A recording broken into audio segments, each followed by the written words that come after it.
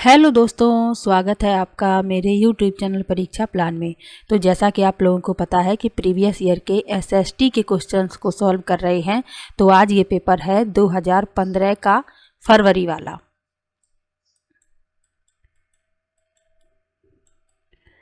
तो चलिए शुरू करते हैं आज के वीडियो को। इसके अलावा एनसीईआरटी की भी क्लास चल रही है, एनसीईआरटी की हिस्ट्री, ज्योग्राफी। तो आप लोग वो क्लास भी देख लीजिए। कंटिन्यू क्लास 1 मार्च से आ रही है।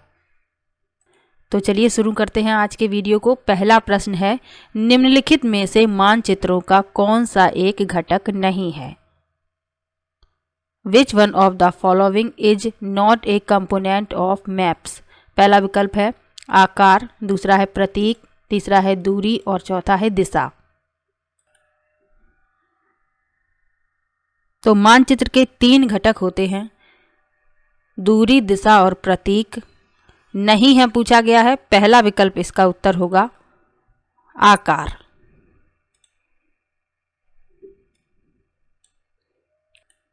अब ये प्रश्न जो है एनसीईआरटी से लिया गया है।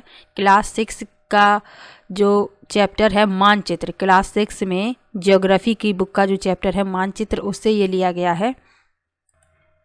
ये देखिए लिखा है मानचित्र के 3 घटक हैं, दूरी, दिशा और प्रतीक। तो यहीं से प्रश्न लिया गया है। तो इसीलिए तो एनसीईआरटी को पढ़ना आवश्यक है। अगला प्रश्न है, पृथ्वी के अक्ष का झुकाव कोण क्या है?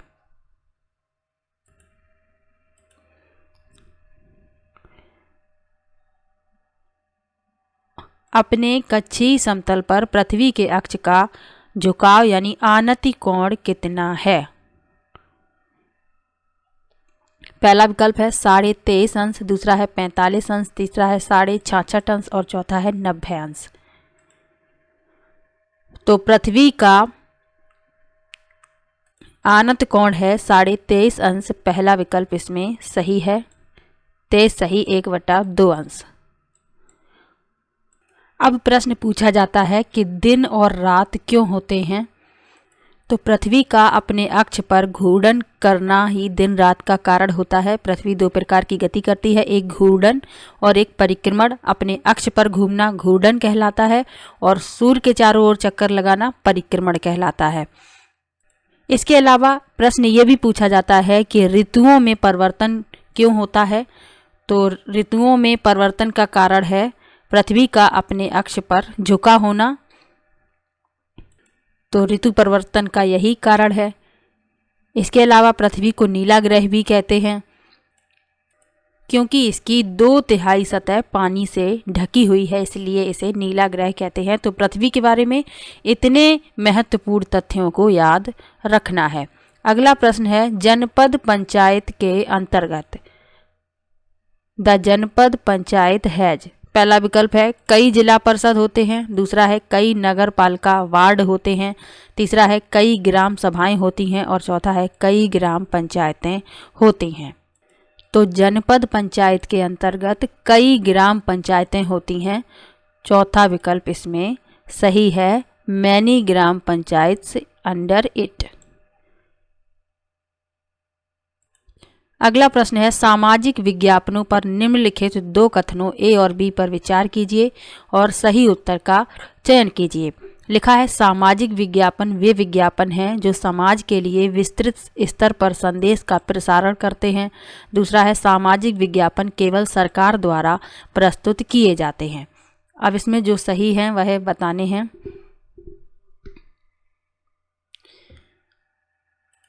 तो सामाजिक विज्ञापन वे विज्ञापन हैं जो समाज के लिए विस्तृत स्तर पर संदेश का प्रसारण करते हैं, ये सही है।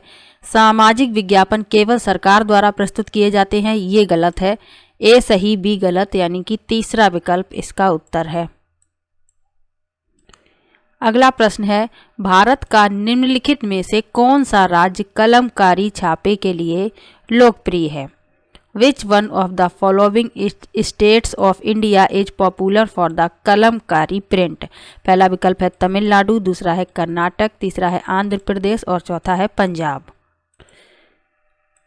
तो कलमकारी छापे के लिए लोकप्रिय है आंध्र प्रदेश, के लिए लोकप्रिय है आंध्र प्रदेश, तीसरा विकल्प इसमें सही है। इसके अलावा तेलंगाना में भी कलमकारी प्रिंट किया जाता है। यह एक प्रकार से हाथ से पेंट या ब्लॉक प्रिंटेड सूती कपड़ा होता है, यानी हाथ से इस पे प्रिंट किया जाता है और ब्लॉक प्रिंटेड भी होता है, सूती कपड़ा उस पर ये छपाई की जाती है। तो इसके लिए प्रसिद्ध है आंध्र प्रदेश और तेलंगाना राज्य में भी इस तरीके के छापे किए जाते हैं। अगला प्रश्न है, निम्नलिखित जनजाति समूहों में से कौन सा मुख्यतः उत्तराखंड में संकेंद्रित है? पहला विकल्प है गोंड, दूसरा है माला इरूलर, तीसरा है भील और चौथा है Bhotia.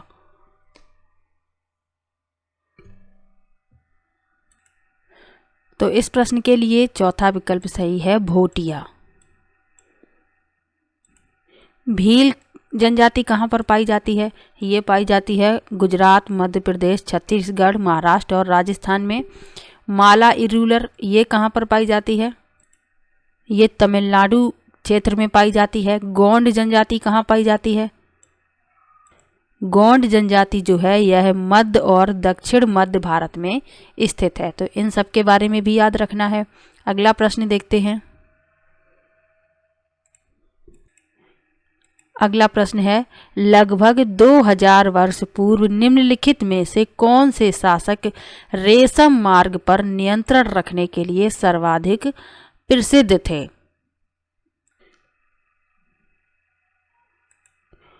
Who among the following rulers were best known for controlling the Silk Route around 2000 years ago? पहला विकल्प है कुषाण, दूसरा है पांड्य, तीसरा है चेर और चौथा है चोल। तो इस प्रश्न के लिए पहला विकल्प सही है, कुषाण। अब रेशम मार्ग क्या है इसके बारे में भी जानना आवश्यक है। तो रेशम मार्ग प्राचीन काल और मध्यकाल में ऐतिहासिक, व्यापारिक, सांस्कृतिक मार्गों का एक समूह था जिसके माध्यम से एशिया, यूरोप और अफ्रीका जुड़े हुए थे। तो ये याद रखना है रेशम मार्ग के बारे में। अगला प्रश्न है, सहायक संधि के अंतर्गत ईस्ट इंडिया कंपनी ने राज्यों के भारतीय शासकों को बाध्य किया।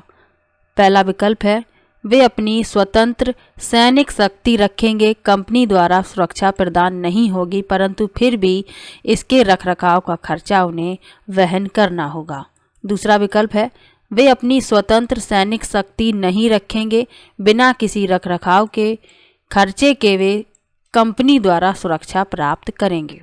तीसरा विकल्प है, वे अपनी स्वतंत्र सैनिक शक्ति रखेंगे और साथ साथ उन्हें कंपनी द्वारा सुरक्षा दी जाएगी और इसके रखरखाव का खर्चा उन्हें वहन करना होगा। चौथा विकल्प है, उनकी कोई अपनी स्वतंत्र सैनिक शक्ति नहीं होगी, परंतु केवल कंपनी द्वारा सुरक्षा प्राप्त कर सकेंगे और इसके रखरखाव का खर्चा उन्हें वहन करना होगा।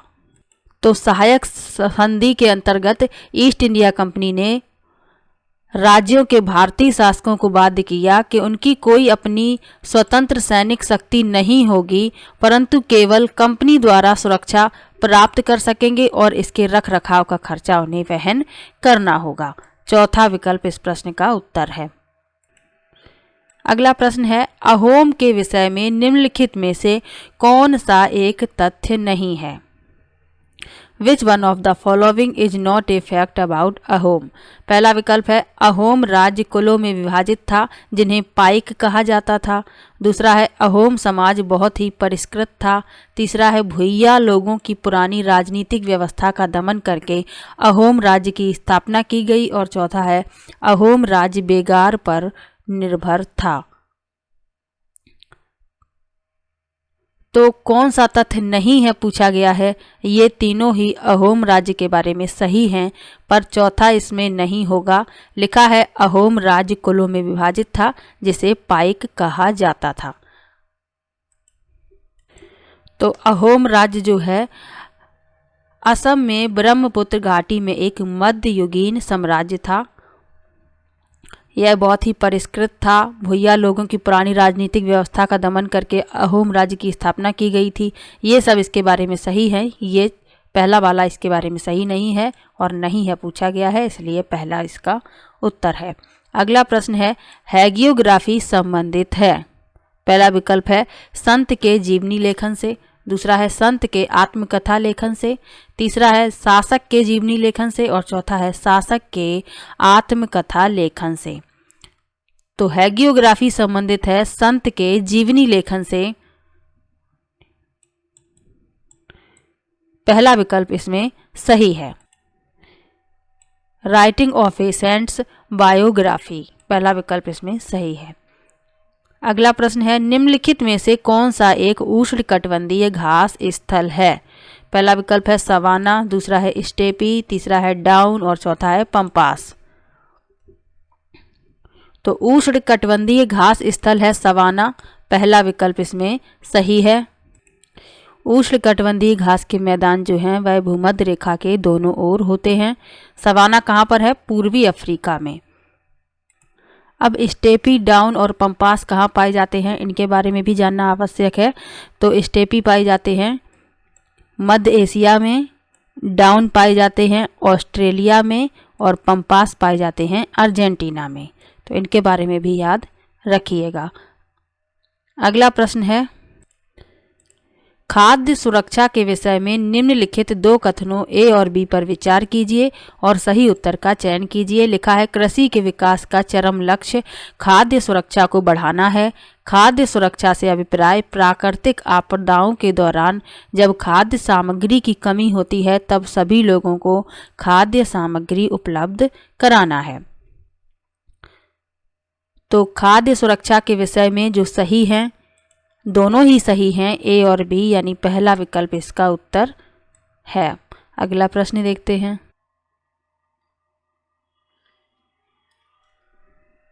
अगला प्रश्न है, निम्नलिखित में से किस एक को जीवाश्मी ईंधन नहीं माना जाता है। इसमें नहीं जो है वह दिख नहीं रहा है, यहाँ पर नहीं और है।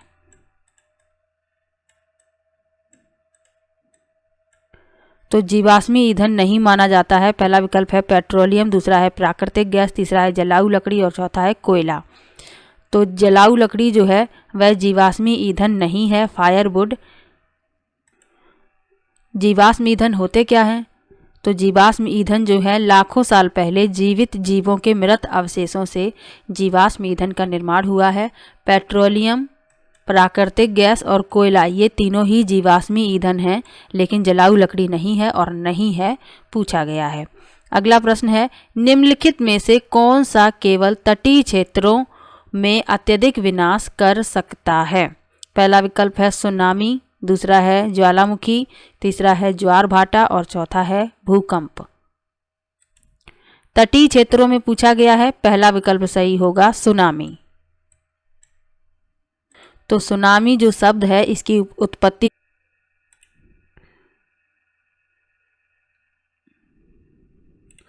तो सुनामी जो है वह जापानी भाषा का शब्द है,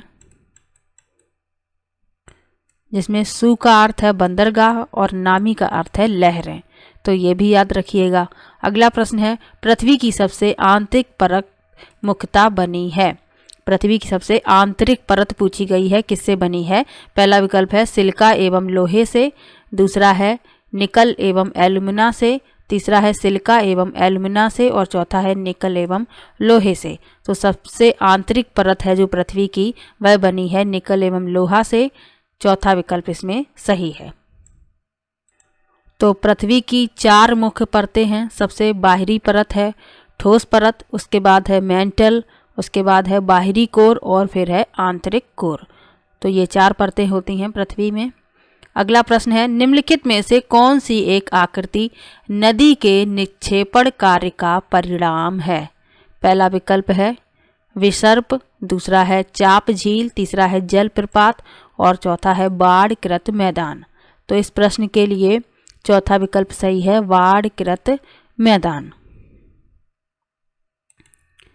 अगला प्रश्न है, किसी भूकंप के दौरान रिएक्टर स्केल की किस तीव्रता पर वस्तुएं गिरने लगती हैं। पहला विकल्प है 6 या उससे अधिक, दूसरा है 7 से अधिक, तीसरा है 2 और चौथा है 5 से अधिक। तो पूछा गया है कि किस तीव्रता पर वस्तुएं गिरने लगती हैं, तो चौथा विकल्प इसका उत्तर होगा 5 से अधिक। तो रिएक्टर स्केल पर यदि 5 से अधिक तीव्रता का भूकंप आता है तो वस्तुएं जो हैं वह गिरने लगती हैं। अगला प्रश्न है, औपनिवेशिक काल के दौरान भारत में ब्रिटिश कला के आने के साथ निम्नलिखित में से किस एक का चलन प्रारंभ हुआ? पहला विकल्प है भित्ति कला, दूसरा है तैल चित्र, तीसरा है परिप्रेक्ष्य विधि और चौथा है लघु चित्र। तो इस प्रश्न के लिए दूसरा विकल्प सही है, तैल चित्र, इसे ऑयल पेंटिंग कहते हैं। तो ये चित्रकला जो है वह यूरोपीय कलाकार अपने साथ लाए थे, तो ये भी याद रखिएगा। अगला प्रश्न है, लगभग 2000 वर्ष पहले वाराणसी का एक प्रसिद्ध केंद्र था जहाँ श्रेणी थे।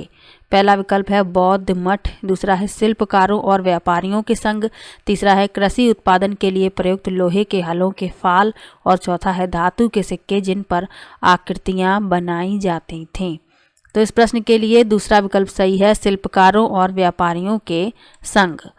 अगला प्रश्न है, पांडुलिपियों और अभिलेखों पर निम्नलिखित दो कथनों ए और बी पर विचार कीजिए, सही उत्तर का चयन कीजिए। लिखा है, पांडुलिपियां प्रायः ताड़पत्रों अथवा भूर्ज नामक वृक्ष की छाल से विशेष तरीके से तैयार भोजपत्र पर लिखी जाती थीं। दूसरा कथन लिखा है, अभिलेख पत्थर तथा धातु जैसी अपेक्षाकृत कठोर सतहों पर उत्कीर्ण किए जाते थे। तो इनमें दोनों ही सही हैं। पांडुलिपियां जो हैं ताड़पत्रों अथवा भूर्ज नामक वृक्ष की छाल से विशेष तरीके से तैयार भोजपत्र पर लिखी जाती थीं और अभिलेख पत्थर तथा धातु जैसी कठोर सतहों पर उत्कीर्ण किए जाते थे। दोनों ही सही हैं, पहला विकल्प इसका उत्तर है। अगला प्रश्न है, दिल्ली के सुल्तानों के शासनकाल में निम्नलिखित में से कौन सी एक प्रशासनिक भाषा थी? पहला विकल्प है फारसी, दूसरा है हिंदी, तीसरा है अरबी और चौथा है उर्दू।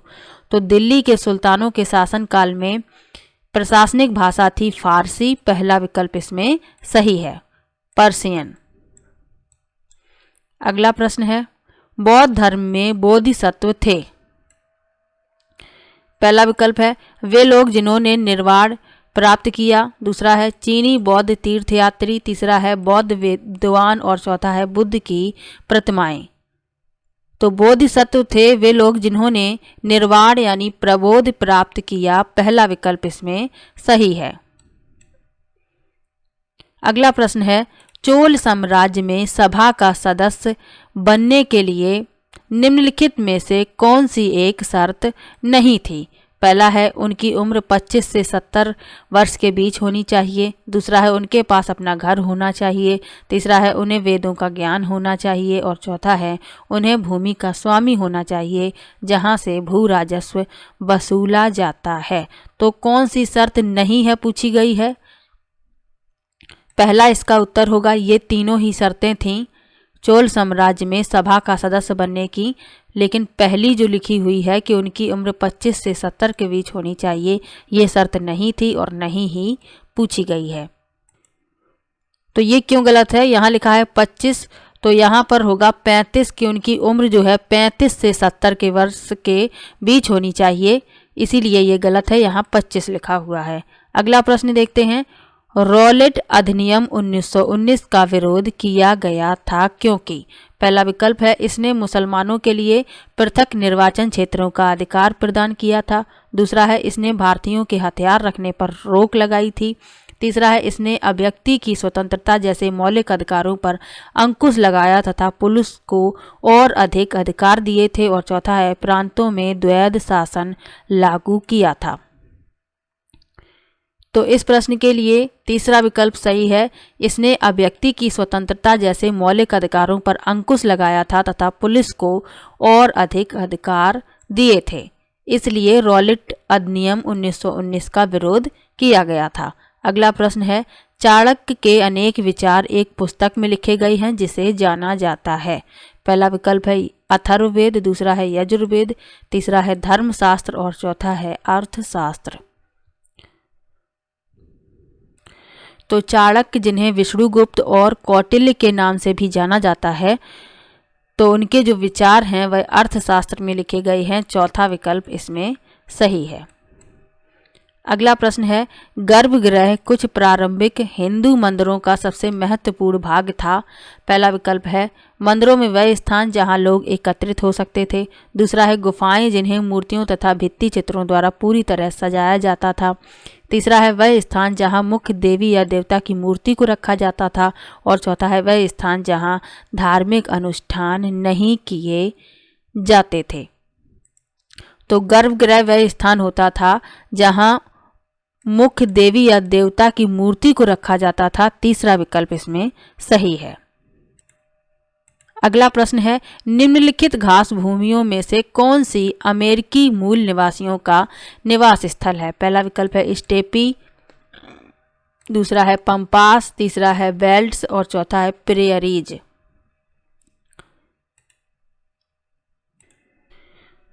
तो इस प्रश्न के लिए चौथा विकल्प सही है, प्रेयरीज। तो उत्तरी अमेरिका के शीतोष्ण घास के मैदानों को प्रेयरीज के रूप में जाना जाता है। चौथा विकल्प इसमें सही है। अगला प्रश्न है, विशेष रूप से निर्मित तालाबों और पोखरों में मत्स्य पालन को कहा जाता है। पहला विकल्प है पिसीकल्चर, दूसरा है हॉर्टिकल्चर, तीसरा है सेरीकल्चर और चौथा है विटीकल्चर। तो मत्स्य पालन को जाना जाता है पिसीकल्चर। पहला विकल्प इसमें सही है। अगला प्रश्न है, बेरिंग जल डमरू मध्य पानी का सकरा भाग है जो जोड़ता है। पहला विकल्प है प्रशांत महासागर और अटलांटिक महासागर, दूसरा है आर्कटिक महासागर और प्रशांत महासागर, तीसरा है हिंद महासागर और प्रशांत महासागर और चौथा है अटलांटिक महासागर और हिंद महासागर। तो बेरिंग जल डमरू मध्य जोड़ता है आर्कटिक महासागर और प्रशांत महासागर को। दूसरा विकल्प इसमें सही है। अगला प्रश्न है, 21 मार्च और 23 सितंबर को पूरी पृथ्वी पर दिन और रात बराबर होते हैं, इसका कारण है। पहला विकल्प है सूर्य की किरणें विषुवत वृत्त पर सीधी पड़ती हैं और इस स्थिति में कोई भी ध्रुव सूर्य की ओर झुका नहीं होता। दूसरा है सूर्य की किरणें कर्क रेखा पर सीधी पड़ती हैं और इस स्थिति में एक ध्रुव का झुकाव सूर्य की ओर होता है। तीसरा है सूर्य की किरणें विषुवत वृत्त पर सीधी पड़ती हैं और इस स्थिति में एक ध्रुव का झुकाव सूर्य की ओर होता है। और चौथा है सूर्य की किरणें मकर रेखा पर सीधी पड़ती हैं और इस स्थिति में कोई भी ध्रुव सूर्य की ओर झुका नहीं होता है। तो 21 मार्च और 23 सितंबर को पूरी पृथ्वी पर दिन और रात बराबर होते हैं, इसका कारण है सूर्य की किरणें विषुवत वृत्त पर सीधी पड़ती हैं और इस स्थिति में कोई भी ध्रुव सूर्य की ओर झुका नहीं होता है। पहला विकल्प इसमें सही है। अगला प्रश्न है, तवा मत्स्य संघ मछुआरों की सहकारी समिति का एक संघ जो जंगलों से विस्थापित निवासियों के अधिकारों के लिए लड़ रहा है, किस राज्य में है। पहला विकल्प है उत्तराखंड में, दूसरा है छत्तीसगढ़ में, तीसरा है झारखंड में और चौथा है मध्य प्रदेश में। तो इस प्रश्न के लिए चौथा विकल्प सही है, मध्य प्रदेश में। अगला प्रश्न है, संविधान के अनुच्छेद 22 में उल्लिखित फौजदारी दंड कानून के अंतर्गत प्रत्येक गिरफ्तार व्यक्ति को निम्नलिखित में से कौन सा मौलिक अधिकार नहीं दिया गया है। पहला विकल्प है पुलिस हिरासत में दिए गए इकबालिया बयान को आरोपी के खिलाफ सबूत के तौर पर इस्तेमाल किया जा सकता है। दूसरा है गिरफ्तारी के दौरान या हिरासत में किसी भी तरह के दुर्व्यवहार या यातना से बचने का अधिकार। तीसरा है गिरफ्तारी के समय उसे यह जानने का अधिकार है कि गिरफ्तारी किस कारण से की जा रही है। और चौथा है गिरफ्तारी के 24 घंटों के भीतर मजिस्ट्रेट के समक्ष पेश होने का अधिकार। तो इसमें मौलिक अधिकार नहीं दिया गया है, पूछा गया है। पहला इसका उत्तर होगा पुलिस हिरासत में दिए गए इकबालिया बयान को आरोपी के खिलाफ सबूत के तौर पर इस्तेमाल किए जा सकता है। पहला विकल्प इस प्रश्न का उत्तर है। अगला प्रश्न है, विधानसभा के सदस्य। पहला विकल्प है लोगों के द्वारा चुने जाते हैं, दूसरा है राज्यपाल द्वारा नियुक्त किए जाते हैं, तीसरा है प्रधानमंत्री द्वारा नियुक्त किए जाते हैं और चौथा है मुख्यमंत्री द्वारा नियुक्त किए जाते हैं। तो विधानसभा के सदस्य लोगों द्वारा चुने जाते हैं, यानी जनता द्वारा। पहला विकल्प इसमें सही है। अगला प्रश्न है, गठबंधन सरकार से अभिप्राय है। पहला विकल्प है चुनाव के बाद किसी भी दल को स्पष्ट बहुमत न मिलने की स्थिति में दो या दो से अधिक राजनीतिक दलों के बीच सत्ता की साझेदारी। दूसरा है राज्य सरकार तथा पंचायती राज संस्थाओं के बीच सत्ता की साझेदारी। तीसरा है केंद्र और राज्य सरकार के बीच सत्ता की साझेदारी। और चौथा है कार्यपालिका और न्यायपालिका के बीच सत्ता की साझेदारी। तो गठबंधन सरकार से अभिप्राय है चुनावों के बाद किसी भी दल को स्पष्ट बहुमत न मिलने की स्थिति में दो या दो से अधिक राजनीतिक दलों के बीच सत्ता की साझेदारी। अगला प्रश्न है निम्नलिखित में से कौन सा एक ग्राम पंचायत का कार्य नहीं है। पहला विकल्प है गांव के लोगों को रोजगार देने संबंधी योजनाएं लागू करना। दूसरा है गांव की बुनियादी सुविधाओं का निर्माण और रखरखाव। तीसरा है स्थानीय कर लगाना और इकट्ठा करना।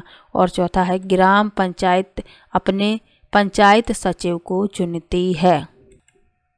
तो इसमें ग्राम पंचायत का कार्य नहीं है पूछा गया है। चौथा विकल्प इसका उत्तर होगा ग्राम पंचायत अपने पंचायत सचिव को चुनती है। ये ग्राम पंचायत का कार्य नहीं है क्योंकि सचिव जो है वह एक गैर निर्वाचित प्रतिनिधि होता है जिसे राज्य सरकार द्वारा पंचायत गतिविधियों की देखरेख के लिए नियुक्त किया जाता है। ग्राम पंचायत का ये कार्य नहीं है। अगला प्रश्न है निम्नलिखित में से कौन सा एक दीवानी कानून के दायरे में नहीं आता। पहला है जमीन को बेचने से संबंधित विवाद। दूसरा है दहेज के लिए महिला को परेशान करना। तीसरा है तलाक का केस फाइल करना। और चौथा है बच्चों को रखने का दावा करना। तो दीवानी कानून के दायरे में नहीं आता है दहेज के लिए महिला को परेशान करना। दूसरा विकल्प इसमें सही है। तो दहेज के लिए महिला को परेशान करना समाज के खिलाफ अपराध के दायरे में आता है, सिविल कानून के दायरे में नहीं आता। अगला प्रश्न है न्यायपालिका के संबंध में निम्नलिखित कथनों में कौन सा कथन गलत है। पहला है न्यायपालिका को संसद द्वारा पारित किए गए कानूनों को रद्द करने का अधिकार है। दूसरा है न्यायिक व्यवस्था नागरिकों तथा नागरिकों व सरकार के बीच पैदा होने वाले विवादों को हल करने की क्रियाविधि उपलब्ध कराती है परंतु दो राज्य सरकारों के बीच नहीं। तीसरा है न्यायपालिका के कार्य क्षेत्र में विधायिका और कार्यपालिका हस्तक्षेप नहीं कर सकती। और चौथा है यह नागरिकों के मौलिक अधिकारों की सुरक्षा करने में महत्वपूर्ण भूमिका निभाती है। तो न्यायपालिका के संबंध में गलत कथन पूछा गया है। दूसरा विकल्प इसका उत्तर होगा न्यायिक व्यवस्था नागरिकों तथा नागरिकों व सरकार के बीच पैदा होने वाले विवादों को हल करने की क्रियाविधि उपलब्ध कराती है परंतु दो राज्य सरकारों के बीच नहीं। अगला प्रश्न है संवैधानिक उपचार का अधिकार के अंतर्गत। पहला विकल्प है केवल भाषाई अल्पसंख्यक समुदायों को यह अधिकार दिया गया कि यदि वे समझते हैं कि संविधान में दिए गए उनके सांस्कृतिक और शैक्षिक अधिकारों का राज्य द्वारा उल्लंघन किया गया तो वे अदालत जा सकते हैं। दूसरा है सभी नागरिकों को अदालत में जाने का अधिकार है यदि वे समझते हैं कि राज्य द्वारा किसी एक राज्य के नीति निर्देशक सिद्धांत का पालन नहीं हुआ है। तीसरा है यदि किसी नागरिक को लगता है कि राज्य द्वारा उसके किसी मौलिक अधिकार का उल्लंघन हुआ है तो वह अदालत में जा सकता है। और चौथा है केवल धार्मिक अल्पसंख्यक समुदायों को यह अधिकार दिया गया कि यदि वे समझते हैं कि संविधान में दिए गए उनके सांस्कृतिक और शैक्षिक अधिकारों का राज्य द्वारा उल्लंघन किया गया तो वे अदालत जा सकते हैं। तो संवैधानिक उपचार का अधिकार के अंतर्गत यदि किसी नागरिक को लगता है कि राज्य द्वारा उसके किसी मौलिक अधिकार का उल्लंघन हुआ है तो वह अदालत में जा सकता है। तीसरा विकल्प इसमें सही है। अगला प्रश्न है संयुक्त राज्य अमेरिका में नागरिक अधिकार आंदोलन शुरू हुआ था। पहला विकल्प है सभी अफ्रीकी अमेरिकन नागरिकों के लिए समान अधिकारों तथा जाति विभेद की समाप्ति की मांग के लिए। दूसरा है अफ्रीकी अमेरिकन पुरुषों के मताधिकार की मांग के लिए।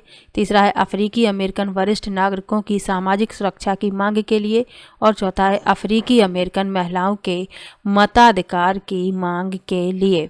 तो संयुक्त राज्य अमेरिका में नागरिक अधिकार आंदोलन शुरू हुआ था सभी अफ्रीकी अमेरिकन नागरिकों के लिए समान अधिकारों तथा जाति विभेद की समाप्ति की मांग के लिए। पहला विकल्प इसमें सही है। अगला प्रश्न है, भारतीय संसद के बारे में निम्नलिखित में से कौन सा कथन सत्य नहीं है? पहला है, वित्त से संबंधित मामलों में संसद की मंजूरी सरकार के लिए महत्वपूर्ण होती है। दूसरा है, जब संसद का सत्र चल रहा होता है तो उसमें सबसे पहले प्रश्नकाल होता है। तीसरा है, भारतीय संसद के 3 अंग हैं, राष्ट्रपति, राज्यसभा और लोकसभा। और चौथा है, हमारी व्यवस्था में संसद के पास महत्वपूर्ण शक्तियां हैं क्योंकि यह जनता का प्रतिनिधित्व करती है। तो इस प्रश्न के लिए पहला विकल्प इसका उत्तर है, वित्त से संबंधित मामलों में संसद की मंजूरी सरकार के लिए महत्वपूर्ण नहीं होती, नहीं है पूछा गया है, इसलिए पहला विकल्प इसका उत्तर है।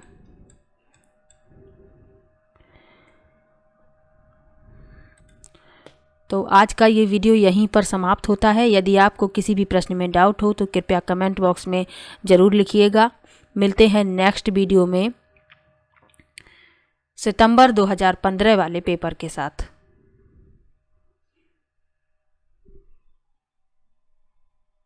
तो वीडियो कैसा लगा कमेंट बॉक्स में ज़रूर बताइएगा। वीडियो को लाइक कीजिए, शेयर कीजिए और चैनल को सब्सक्राइब कर लीजिए। मिलते हैं नेक्स्ट वीडियो में, तब तक के लिए बाय बाय।